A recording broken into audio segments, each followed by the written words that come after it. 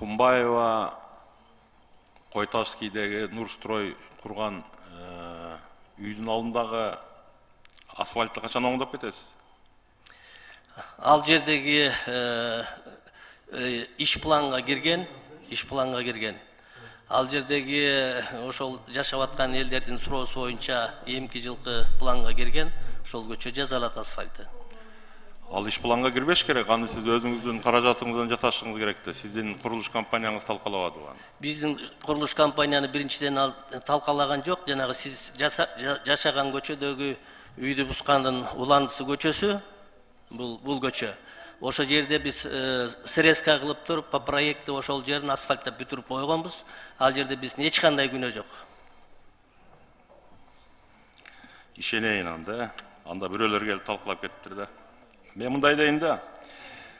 Урматтуу мэр, мыйзам боюнча адам илимий далилденген боюнча 63 жаштан пенсияга чыгат. Сиз алы кадр маселеси боюнча жакшы сөздөрдү айттыңыз да, мен профессионалдыкты карайм балдарыма. Эми мындан нары кадр маселеси токтойт, чыгардылар. Алардын профессионалдык, бизче айтканда кесипкөйлүгүн мен өзүм текшерем деп. Сиздин кесипкөйлүгүңүздү ким текшерет? Мени президенттин указы менен назначать этет. Президент текшерет. Мен билем. И президент баа берет ошого. Мен билем, президент сизге ишенет. Сиз дагы ишенесиз. Ал эми тар чөйрөдө деле, кенен чөйрөдө деле айтылып турат. Өзүңүз айтып шаар болбой калды деп кеткенге ыктыярыңыз барбы? Андай оюмда жок.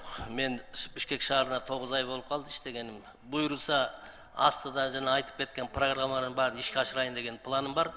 Мэрлер деген 5 ай, 6 ай же 1 жыл иштеш керек эмес. Жок дегенде 3 жыл, 5 жыл иштеш керек. Себеби мунуга чечилбей калган маселенин баары ошондон болуп атат.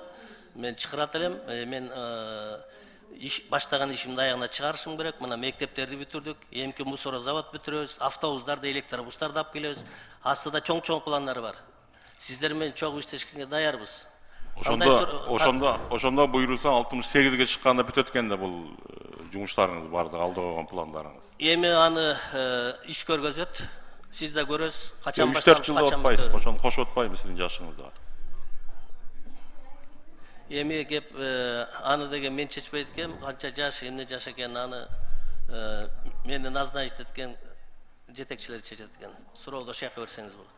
Ошол назначить эткен жетекчилерге жакын болсоңуз өзүңүз барып айтпайсыз. Урматтуу Садыр Нурожоевич, мен жашым деле келип калды, бошотпоймунбу деп айтканга эркеңиз жетеби?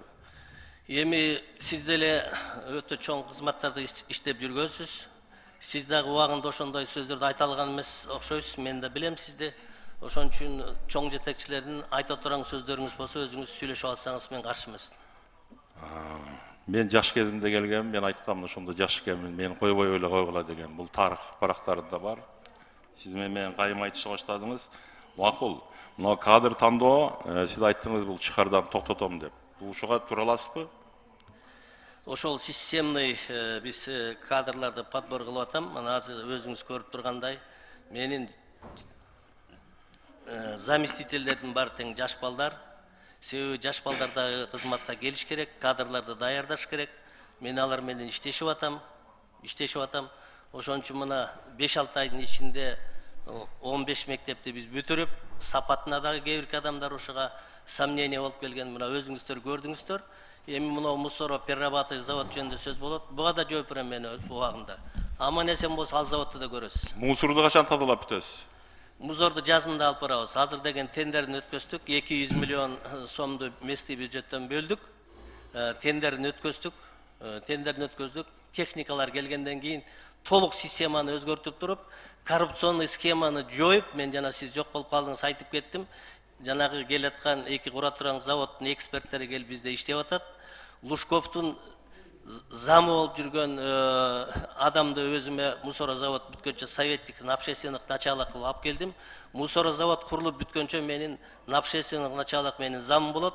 Себеби ал кишинин тажрыйбасы өтө чоң экен. 5 завод куруптур Россияда. Мына ошол киши менен чогуу мусорозаводду мен бүтүрөм. Демек сиздин сөзүңүз боюнча мен Садыр Нурожоевичке кайрылышым керек экен да, сиздин кесипкөйлүгүңүз боюнча, ошондойбу? Аны өзүңүздүн эркиңиз. Siz bana sunuş berip atpayсыз. Men ошондуктан урматтуу депутаттар бүгүнкү комитет бүгүнкү жыйын чечимине жазып койгула мен бир аз шек жаратат. Ошондуктан ишенбөө көрсөтүш боюнча да баятан бери эч кимге айтпадыңар, мен айтып коеюн. Кече башкача сүйлөп аттыгылар. Чоң рахмат. Мен бир катализатор боюнча айтып коеюн дедим да буну техосмотр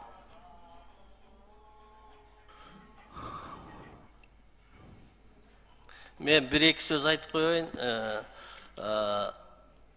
Сиздин эми өзүңүздүн жеке абидаңыз бар, мен билем. Себеби ошол сиз турган көчөдө өткөндө менин заместителим сиздин заборуңузду бузуп койду. Себеби деген закондун астында баарыбыз бирдей жооп беришибиз керек. Сизге окшогон ошол жерде 70 киши өздөрү заборлорун бузуп, курулуп аткан гранттын эсебинен жол куруп, тротуар куруп берсе ошого тоскоолдук кылдыңыз. Сиз эми өзүңүздү сыйлап, депутаттык мандатыңызды сыйлап, Siz жооп бербей эле койсоңуз, депутат менен кайым айтышпай. 6-cı mikrofon. Бул эми бул кишинин деңгээли, мен ал үй жөнүндө айтпайын. Мен МВДга катализатор боюнча суроого жооп бербей эле мен процедурага чыктым. Айтып атпайсыздарбы, теги техосмотр атмен болгон, ошондуктан катализаторлорду жөнгө сала албайбыз деп. Силерде рычаг бар, башка чаралар менен жөнгө салсаңыздар болот. Бул каалоом. Себеп дегенде чындыгында катализаторлардын бардыгын машиналарыбыз чыгарып сатып атабыз азырчы. Өзү Кыргызстан ушундай болуп калыппыз. Анан урматтуу мэр, тиги жекеликке өтпөй жүрүңүз. Мен суранам. Мен мыйзам ошондо эле айткам, мыйзам силер тарапта. Мыйзам биз тарапта эмес. Силер ошону буруп, бардыгын бурмалап, тиги чала милиционер битсеңизди жөнөтүп, ошону шоу кылдыңар. Ага мен кагазым турат. Мен инимин атынан үйдү заборду бузгула деп. Буздуңар, эмки жылга чейин акчабыз жок деп туруп, жасабай, азыр ошол 71 адамдын укугу тебеленип жатат. Кечирип коесуз урматтуу мэр. Мен дагы бир ирет кайталап коеюн. Мен бул кишиге ишенбейм. Бүгүнкү чечимге жазып коюңуз кана. Председатель Аманкан мырза. Айттыңыз го эч ким сунуш бербей атат. Бул сунушум сизге.